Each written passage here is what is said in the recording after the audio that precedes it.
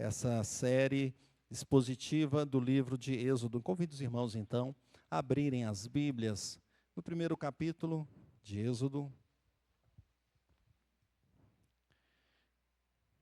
E vamos fazer a leitura desse texto. Vamos ficar em pé, meus irmãos.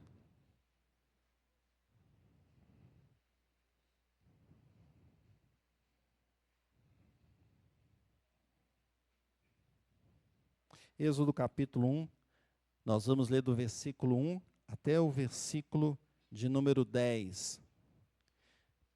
E a primeira exposição, então, tem o título O Cenário no Egito. O Cenário no Egito. Êxodo 1, de 1 a 10. Eu queria que quando chegássemos no versículo de número 10, os irmãos vão ler comigo o versículo de número 10. Os outros eu vou ler, preste atenção no que diz o texto.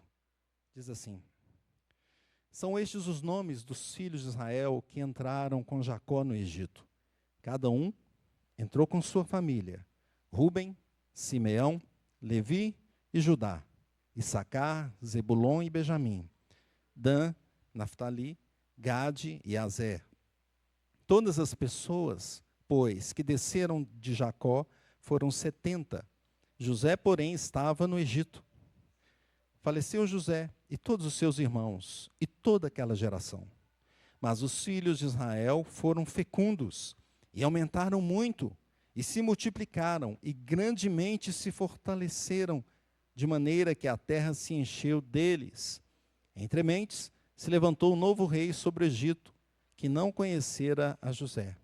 Ele disse ao seu povo: Eis que o povo dos filhos de Israel é mais numeroso e mais forte do que nós. Eia, usemos de astúcia para com ele, para que não se multiplique, e seja o caso que, vindo guerra, ele se ajunte contra os nossos inimigos, peleje contra nós e saia da terra. Feche teus olhos. Peço ao Senhor para falar contigo nessa noite, nessa caminhada que vamos fazer em Êxodo, que seja uma bênção para a nossa vida, em nome de Jesus. Santo Deus, nós lemos a Tua palavra, e o Senhor é o Deus Todo-Poderoso, que reina desde a eternidade, Tu és Deus. E nós vamos começar essa série tão importante, esse livro tão importante para a nossa fé, para a nossa vida. E pedimos que Deus Espírito Santo, então, fale conosco, nos guie. E hoje, agora em especial, que abra os nossos corações, os nossos ouvidos. Abençoe Teu servo para trazer a meditação do Senhor e que nós sejamos edificados, Pai. Que não seja inútil a nossa presença aqui, mas que seja um momento de transformação, momento de caminhada com o Senhor, momento de seguirmos a Tua vontade dia após dia. Nos abençoe, em nome de Jesus. Amém. Podemos sentar, meus irmãos? Estava tudo certo. Vivíamos num local agradável, cuidando dos nossos negócios, com um bom convívio, convivíamos bem com as pessoas no local, tínhamos tudo que era necessário, tínhamos liberdade, mas um dia tudo mudou. Os poderosos daquela terra se levantaram para nos oprimir. Tomados de ganância, com planos de poder, pegaram tudo que era nosso, nos obrigaram a trabalhar para eles. Em troca, nos mantinham uma pequena ração, enquanto exploravam do nosso trabalho, de nossa vida, de nossa família, de tudo que tínhamos. Uma família que era livre, agora era escravizada em terra estranha. Será que seremos libertos novamente? Será que sairemos desse cativeiro? Meus irmãos, quem sabe essa foi uma oração do povo daquela época, dos hebreus, que viveram ali na terra de Gósen após a morte de José. O livro de Êxodo inicia com a frase: Estes são os nomes dos filhos de Israel que entraram no Egito. E essa entrada, ela aconteceu ali em Gênesis. Pastor Marcelo trouxe a exposição de Gênesis. E nós percebemos que o povo de Israel foi para aquela terra. Os filhos de Israel, como diz aqui, foram para Gósen, a terra que estava ali no Egito. E agora vemos esse nome Êxodo. Êxodo significa saída ou partida. Foi assim nomeado em latim na versão bíblica chamada Septuaginta. que foi, a Septuaginta foi uma tradução grega do Velho Testamento. E a saída de Israel do Egito não foi uma simples mudança de lugar, como hoje fazemos. Ela foi uma ruptura forte, uma ruptura de uma vida que eles tinham ali para viver uma nova vida. E essa mudança foi feita por Deus, no cumprimento das suas promessas aos patriarcas e da sua promessa de redenção de um povo, daquele povo, do povo eleito do Senhor. E as Escrituras atribuem a autoria de Êxodo a Moisés. 2 Crônicas 25:4 diz assim: porém os filhos deles não matou, mas fez segundo está escrito na lei, no livro de Moisés. Neemias 13:1, naquele dia se leu para o povo no livro de Moisés. Também temos Marcos 12:26, quanto à ressurreição dos mortos, não tendes lido no livro de Moisés? Então Moisés foi usado pelo Senhor para trazer e registrar esse livro. Nós temos ali um momento de saída do povo, então, de Israel. Aqui estamos no início, logo no início, né? Eles ainda estavam lá, a situação estava mudando, e por isso eu coloquei esse título, Cenário no Egito, no cenário no Egito. A data da saída do povo de Israel, ela tem algumas controvérsias. Os comentaristas da Bíblia do estudo da herança reformada indicam o século XV a.C. Essa indicação também é afirmada pelos comentaristas da Bíblia de Estudo de Genebra, entre o ano de 1406 e 1446 a.C.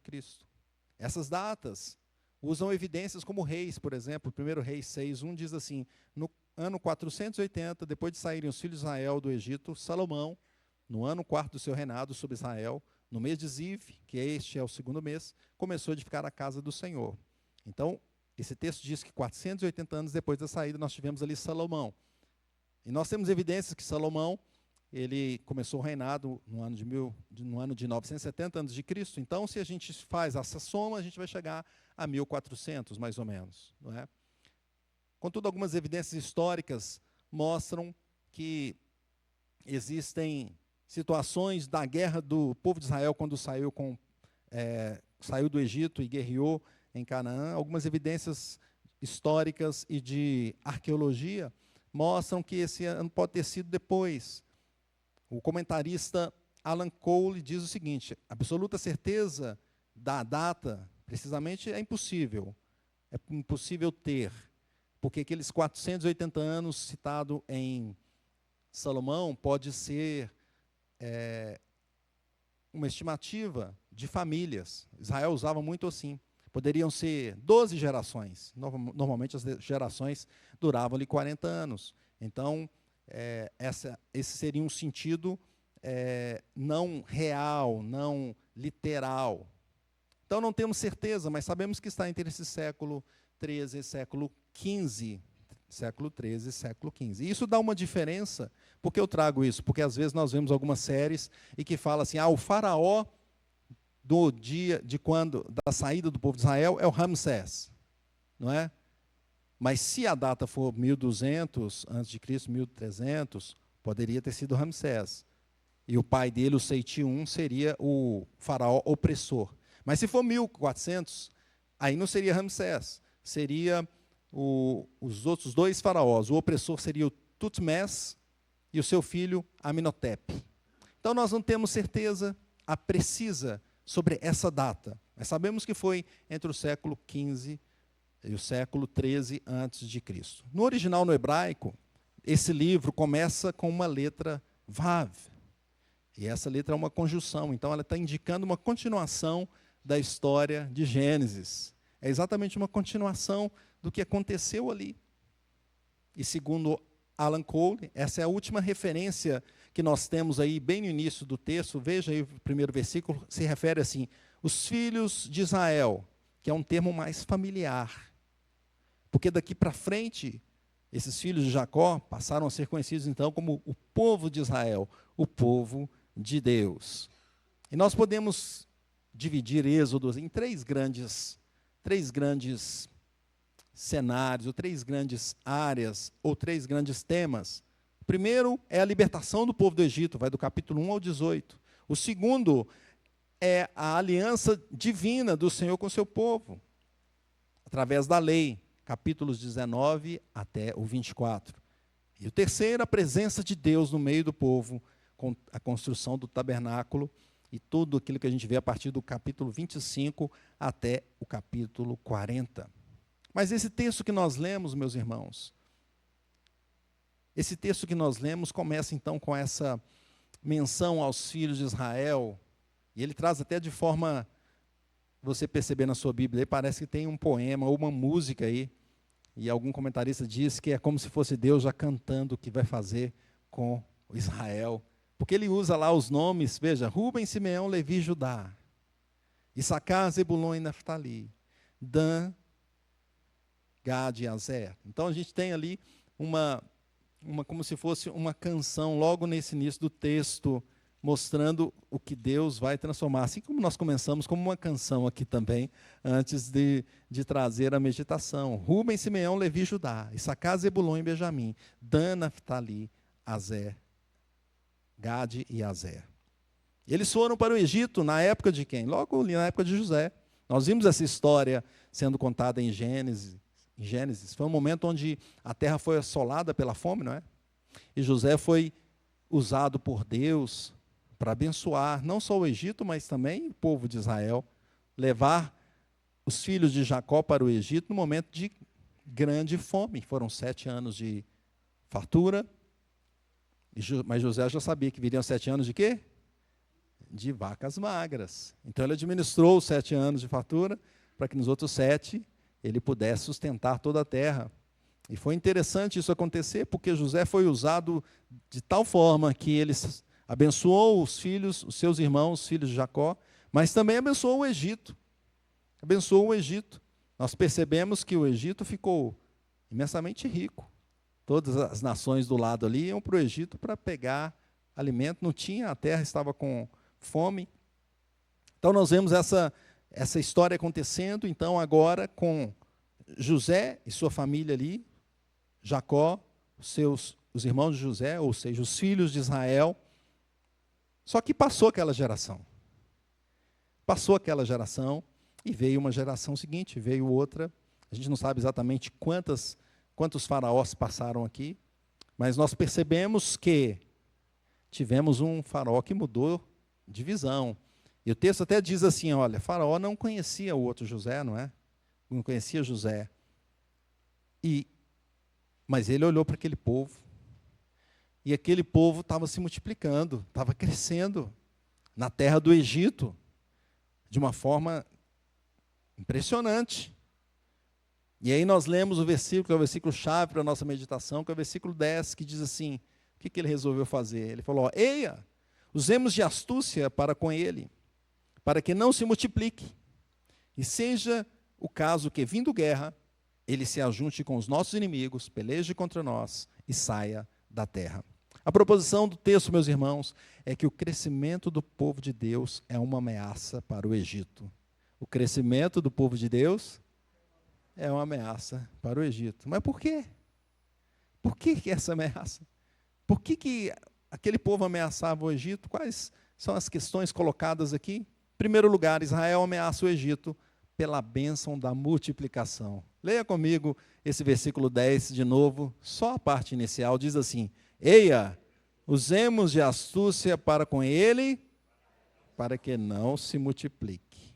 Então nós percebemos aqui que Faraó olhou para aquele povo que estava crescendo, povo enorme, se multiplicava de forma assustadora. O texto diz que foram, quantas pessoas entraram na terra? 70 pessoas, nós nos lemos isso? 70 pessoas com Jacó entraram na terra. Versículo 5, todas as pessoas, pois, que desceram de Jacó, foram 70. José, porém, estava no Egito. Então, nós temos aqui 70 pessoas que entraram, e depois, o tempo passando, cerca de 400 anos, 430 anos, Êxodo 12, 40 diz, ora, o tempo que os filhos de Israel habitaram no Egito foi de 430 anos. E o livro também diz, lá na frente, nós vamos chegar lá, mas já para ter uma noção do tamanho que estava, Êxodo 12, 37, assim partiram os filhos de Israel de Ramsés para Sucote, cerca de 600 mil a pé, somente homens, sem contar mulheres e crianças.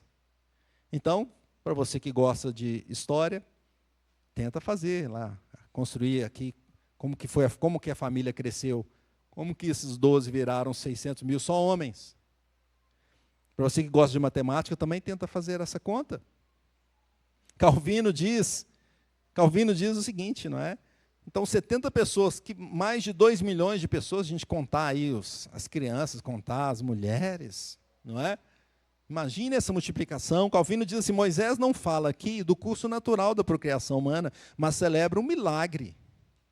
Um milagre que aconteceu da multiplicação.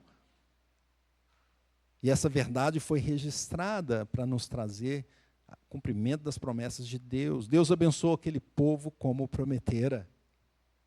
Ele disse a Abraão assim, ó, eu vou fazer de ti uma grande nação. E Abraão nem filho tinha, né, irmãos? Não tinha filho.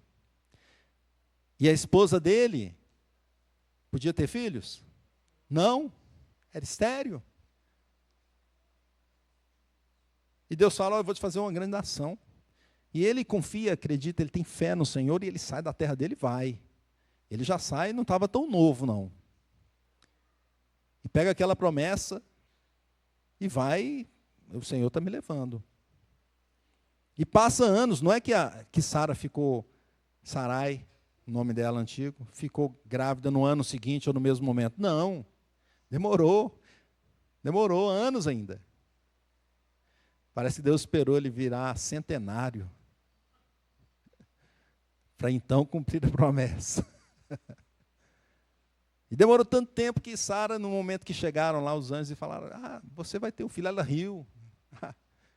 Não estou nem confiando mais nessa promessa, quem sabe ela pensou assim, tanto tempo, estou esperando.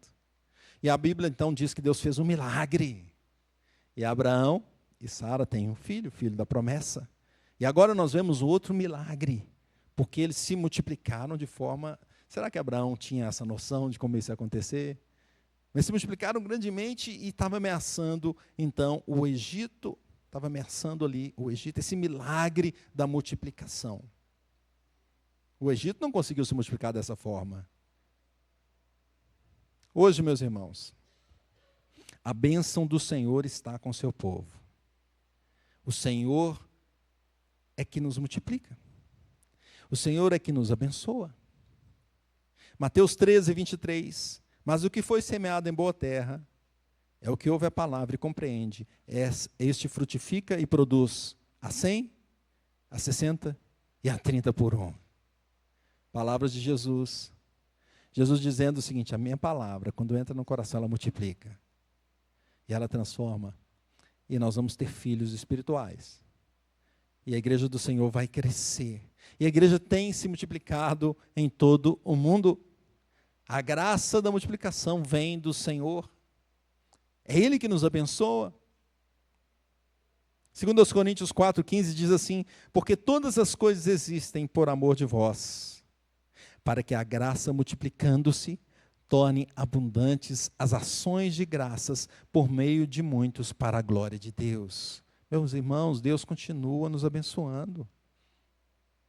Deus é que traz a graça dele. Nós cantamos aqui, a grande graça nos trouxe a redenção. Deus é que nos santifica dia após dia. E esse é o tema desse ano, a santificação. É o Senhor que nos faz crescer também como em número, em pessoas. Nós temos quantos? Qual o tamanho da igreja do Senhor hoje, no mundo? Deus é que abençoa também os nossos negócios, é Deus que nos abençoa. O mundo olha para o povo de Deus e pensa, esse povo multiplica em bênção, em graça. Também cresce em pessoas. Isso nós devemos pensar nisso, né? Nós devemos pensar que alguns povos têm usado a tática da multiplicação de filhos para dominar outras nações. É só olhar para a Europa que a gente vai ver isso acontecendo. E nós temos que enxergar a bênção de Deus em nós e não ter medo de multiplicar, de ter filhos. É o Senhor que nos abençoa. E a bênção do Senhor enriquece, e com ela Ele não traz desgosto. Provérbios 10, 22. Deus faz isso com a bênção dEle. Louvado seja o Senhor. E isso preocupa o mundo, porque é um povo diferente que está aqui, não é? Era um povo diferente que estava no Egito. E preocupava Faraó. E a igreja do Senhor preocupa o mundo. E nós vamos avançar um pouquinho mais e ver por que isso acontece. Por causa da visão do crente, a cultura cristã, os valores evangélicos. Por isso o mundo teme o crescimento da igreja. Em segundo lugar, Israel ameaça o Egito por sua possível oposição. Volte no versículo 10 e vamos ler o meio do versículo. Diz assim: e seja o caso que, vindo guerra, vamos ler juntos? E seja o caso que, vindo guerra, ele se ajunte com os nossos inimigos. Então veja, Faraó estava ali preocupado com uma possível oposição que aquele povo faria ao Egito. Naquela época, as nações guerreavam muito. Hoje também está voltando, né, a ter guerras entre as nações assim. Mas naquela época era muito grande, as nações guerreavam, não é? E elas viam nisso um desenvolvimento. Ela ia lá e conquistava uma outra nação e pegava os despojos dela. Então ela começava a crescer. Então você tinha esse monte de guerra, essa guerra por todos os lados, não é? Então as nações muitas vezes eram inimigas. E o Egito, por sua grandeza na época, certamente era visto pelos outros povos como um alvo, não é? Quando tem uma nação assim que fica mais em evidência, os outros não olham como alvo, não é? Olha, está crescendo demais, nós temos que aproveitar alguma coisa nisso, ir lá e tentar aproveitar alguma coisa desse crescimento, dessa força, não é? Então, o Egito tinha que ficar vigiando, será que vem inimigo, que não vem inimigo? Como é que tá essa história? Não é? Muitas vezes o próprio Egito também ia lá crescer o seu poderio, né, conquistando outras nações. E veja que o Egito se fortaleceu principalmente na época de José, por causa da administração de José.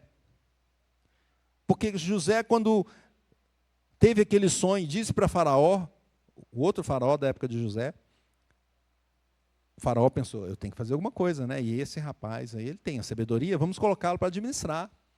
E foi uma acertada a decisão do Faraó. Se você vai em Gênesis 47, 14, o texto diz assim: então José arrecadou todo o dinheiro que se achou na terra do Egito e na terra de Canaã, pelo cereal que compravam, e o recolheu à casa de Faraó. Quer dizer que o Egito, a terra de Canaã, aquelas nações ali na região, iam para o Egito, entregaram todo o dinheiro da terra, todo o dinheiro que eles tinham, para o Egito. Veja como o Egito se fortaleceu. Então, passados centenas de anos agora, seria natural que os povos olhassem para o Egito e falassem, olha, eu quero pegar um pouco dessa riqueza. E esse novo faraó agora do Egito, do Êxodo, que não conhecia José, possivelmente também não sabia que aquela riqueza foi dada por quem? Pela força do Egito. Foi dada por Deus, através da administração de José. Então, o que funcionava esse faraó novo, ele queria manter tudo que tinha, mas ele não conhecia a história direito. O texto diz que ele não conhecia José, possivelmente não tinha esses detalhes da história. Ele queria manter o que estava sob o seu poder.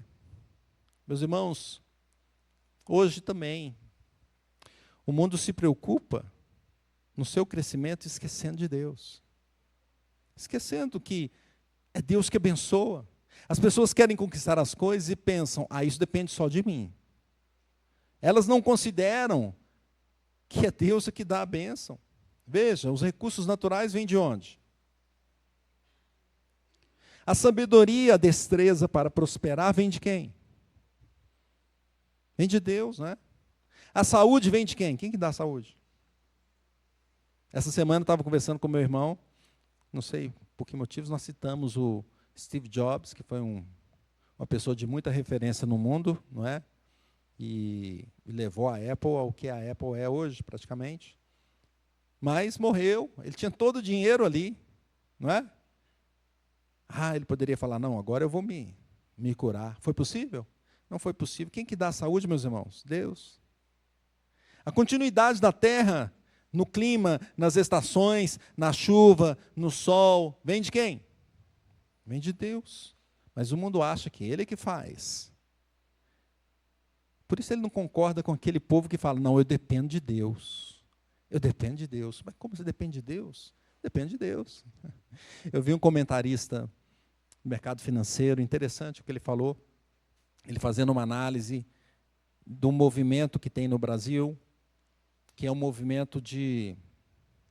Ele fez análise de dois movimentos. O movimento do Sul, onde as pessoas acreditam ali no trabalho. O Sul foi colonizado para realmente o trabalho, as pessoas queriam morar ali no Sul e crescer, e depende do trabalho delas, né? Ele falou, a junção disso com o aumento dos evangélicos, que isso pode mudar a forma como o Brasil veio até então sendo administrado. Pode nascer um novo Brasil, vamos dizer assim, né? Ele está olhando muito lá na frente. Porque, e aí eu quero destacar o que ele disse sobre os evangélicos. Ele fala assim, porque o evangélico, ele não é crente, esse analista, mas ele fala assim, o evangélico, ele pensa assim, é Deus que me abençoa, eu trabalho e Deus me abençoa. Então, eu não quero depender do governo, não me interessa o que o governo vai fazer. Aliás, quanto menos depender do governo, melhor. Eu quero é trabalhar e ter a bênção de Deus. E aí ele falou assim, e quem vai concorrer com Deus? Olha que interessante a análise dele. Então, o evangélico pensa diferente, fala, eu dependo de Deus. O governo pode estar fazendo todas as bobagens que quiser fazer, mas Deus está controlando a história. Isso é uma ameaça para o mundo, é uma ameaça para os opressores. Faraó pensou, eu tenho que segurar aqui o meu poder. E esse povo está meio estranho, é diferente. Esse povo. Pode ser uma ameaça, pode ser que eles se unam aos inimigos contra mim. E também o mundo vê assim, vê o crente como ameaça, meus irmãos. Porque a nossa visão é diferente. Nós dependemos de Deus, nós olhamos para o Senhor, nós sabemos que dele vem a bênção. E nós rejeitamos as ideologias que surgem, aquelas ideologias que surgem para querer nos dominar, nós deixamos de lado. Aquelas ideias que são contra a palavra de Deus, nós deixamos de lado. Os valores que são anticristãos, nós deixamos de lado. Nós seguimos o que a palavra do Senhor diz. Por isso, o mundo é inimigo da igreja. Jesus já disse isso. João 15, 19. Se vós fosseis do mundo, o mundo amaria o que era seu, como todavia não sois do mundo. Pelo contrário, dele vos escolhi, por isso o mundo vos odeia.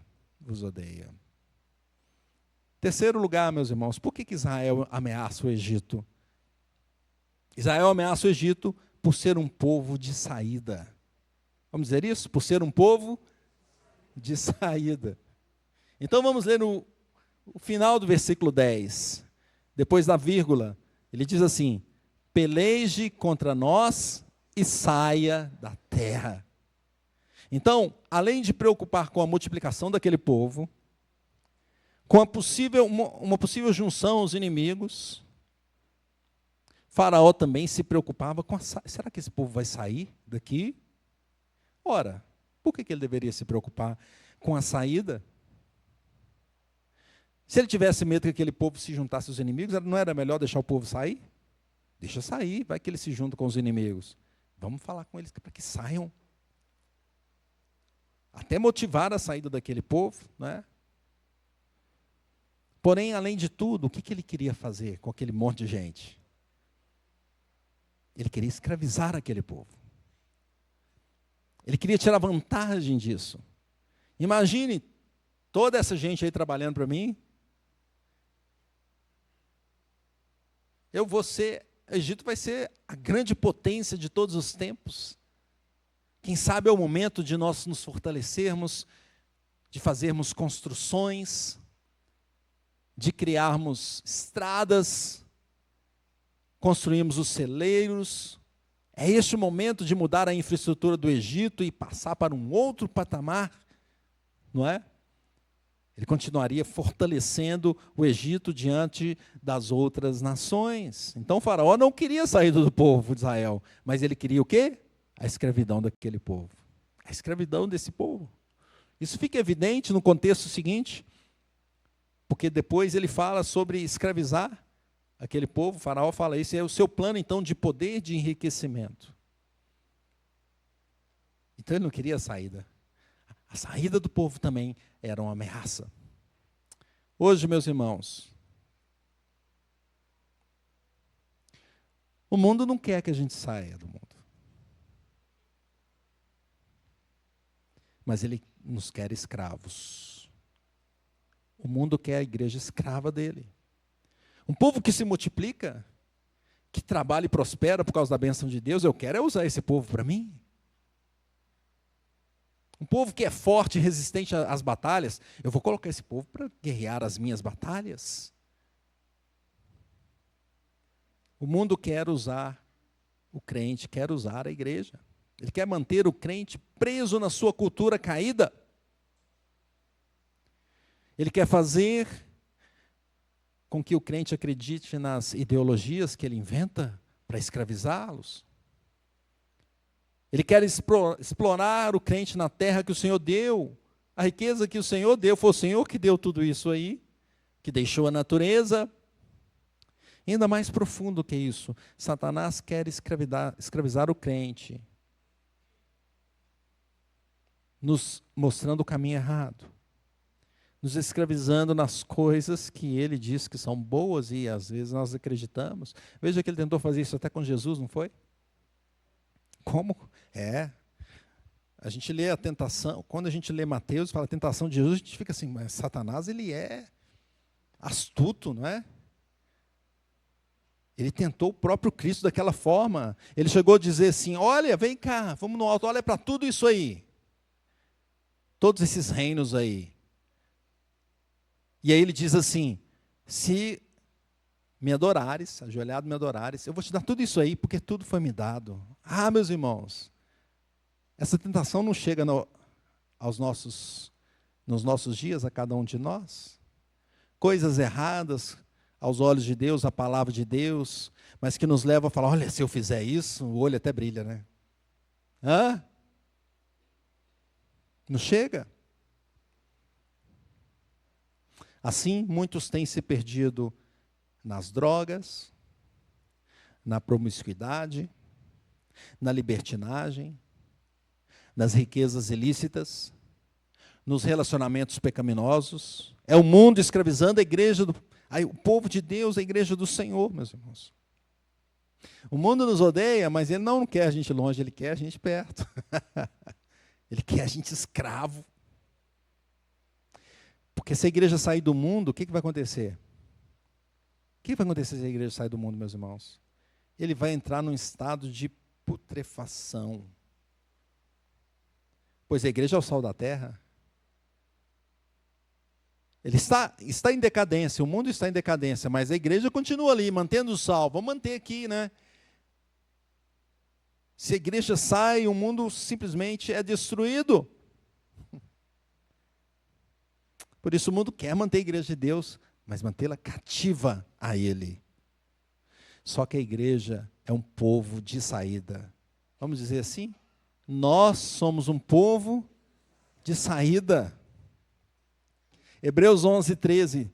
Todos estes morreram na fé, sem ter obtido as promessas, vendo-as, porém, de longe, e saudando-as e confessando que eram estrangeiros, peregrinos na terra. Peregrino sobre a terra. O que é o peregrino? Ele está só de passagem. Ele está aqui, mas ele já está indo.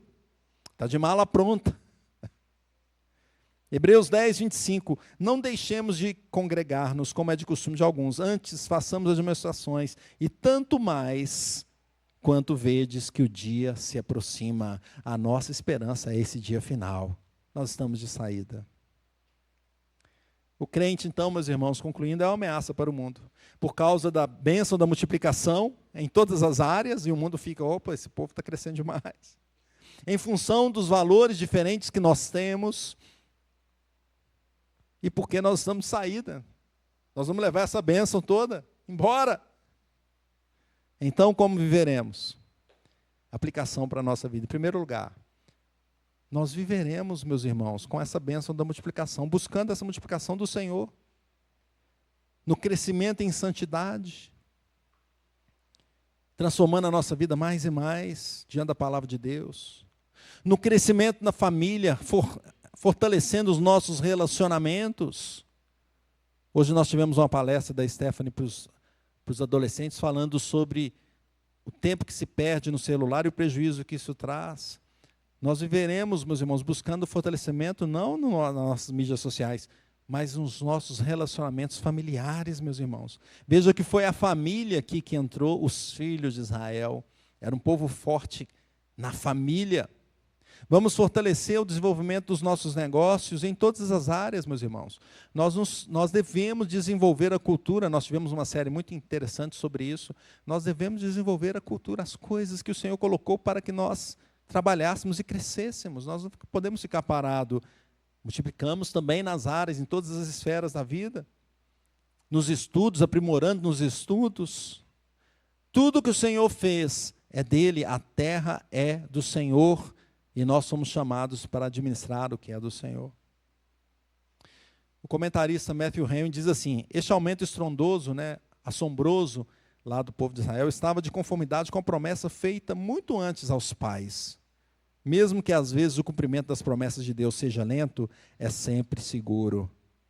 Então nós viveremos multiplicando debaixo da bênção de Deus. Não buscando atalhos, debaixo da bênção do Senhor. Crescendo em sabedoria e graça, e usando tudo que existe para a honra e glória do Senhor. Crescendo no Senhor Jesus Cristo e para o Senhor Jesus Cristo. Segundo lugar, como viveremos? Viveremos mantendo os nossos valores, os valores cristãos. Nós não somos amigos do mundo, essa é a realidade. Sendo assim, meus irmãos, nós não podemos concordar com as ideologias deste mundo. Não podemos. Isso chega de forma sutil para a gente. De forma que a gente lê, principalmente nas mídias sociais, e fala: nossa, isso é tão legal. Isso é muito bom, vamos fazer isso. E aos poucos nós vamos sendo enrolados e acreditando nas mentiras de Satanás. Não podemos concordar com as ideias erradas do mundo. Devemos rejeitar todo modo de vida que é contrário ao que a palavra de Deus nos ensina, meus irmãos. Assim, devemos manter os valores bíblicos, devemos manter a forma de viver conforme Cristo nos ensinou. Terceiro lugar, meus irmãos, como viveremos? Viveremos fugindo da escravidão. Fugindo da escravidão do pecado. Deixando de lado a escravidão desse sistema mundano que quer nos manter cativos. Orando para não sermos escravos de Satanás e seus anjos. Tem gente sendo cativa de Satanás e seus anjos. Olha o comentário de Matthew Henry, ele diz assim: a terra do Egito converteu-se para Israel em uma casa de servidão. O local onde dantes eram felizes foi transformado, e isso também pode acontecer conosco, transformado de imediato em um lugar de aflição. O local que dizemos hoje, este é o nosso lugar de consolo, pode vir a ser a maior cruz para nós. E ele termina assim: deixemos de confiar no homem, e que não tenha no nosso coração assim: este é o meu repouso, pois nosso repouso está na eternidade, meus irmãos. Fugir da escravidão é esperar e buscar a libertação que vem do Senhor Jesus. Fugir da escravidão do mundo é ser servo do Senhor Jesus. Tim Chester tem uma frase bem interessante, forte, que nós lemos, até mostrei para o pastor Marcelo, livro que ele me emprestou, diz assim: o movimento tem êxodo, não é tanto de escravidão para a liberdade, mas da escravidão para a escravidão. Servir a Deus, porém, é completamente diferente de servir a Faraó, pois o serviço a Deus é verdadeira liberdade. Então, meus irmãos, nós corremos da escravidão do mundo para sermos servos do Senhor Jesus. Assim seremos verdadeiramente livres. Assim viveremos, então, no êxodo, na saída desse mundo. Portanto, busquemos as bênçãos do Senhor, mesmo vivendo no mundo caído, no mundo opressor. Temos a multiplicação que vem do Senhor, com valores cristãos. Estejamos sempre prontos e seguindo nesse caminho do êxodo, nessa saída desse mundo para onde Deus nos levar. Que Deus nos abençoe. Vamos orar? Feche teus olhos.